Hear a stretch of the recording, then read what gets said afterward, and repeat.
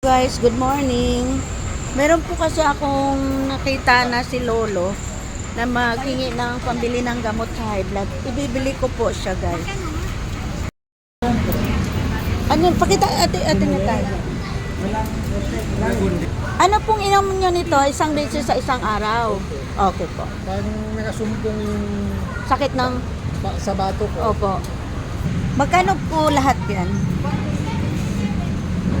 So, isang buwan nyo po yang iinumin. Para para hindi na po kayo mahirapan na maghanap po ng gamot. Bigyan ko kayo ng pambiling bigas.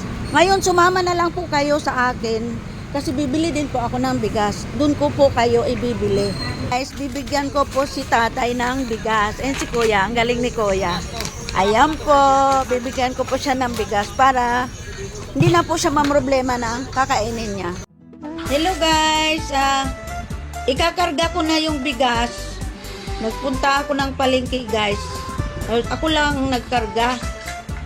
Kaya ko naman. Tapos, tatalian ko siya guys para safe na hindi siya mahulog. Kasi mahirap na kapag mahulog yan siya sa highway. Ngayon guys, paalis na ako, pauwi na ako. Bago ako umuwi, bumili muna ako ng ulam. Ang ulam namin ngayong tanghalian. Ayan na guys. Tinatali ko na siya. Kasi mahirap na kapag ako pagiwang-giwang dyan, matutumba. Kaya kailangan may tali. 2 tali ang ginawa ko dyan guys. Para safe talaga na hindi mahulog yung bigas. Nakakaabala pa ako sa ibang dumaan. Ito guys, dumating na ako. Nandito na ako sa bahay namin. Ito, parating. Ayan na, kinuha ko na. Binaba ko na sa motor ko. Binaba na siya. Ayan na. Yan, dumating na ako guys. Tapos, iayos ko naman yung motor ko kasi mahirap nang nakaganyan lang. Ayan, ayos na.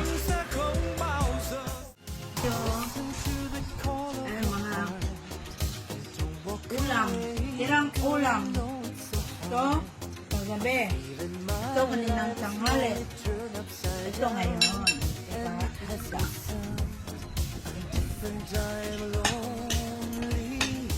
Ayan po, kasi ako magpa-plancha pa mamaya dahil may pasok bukas.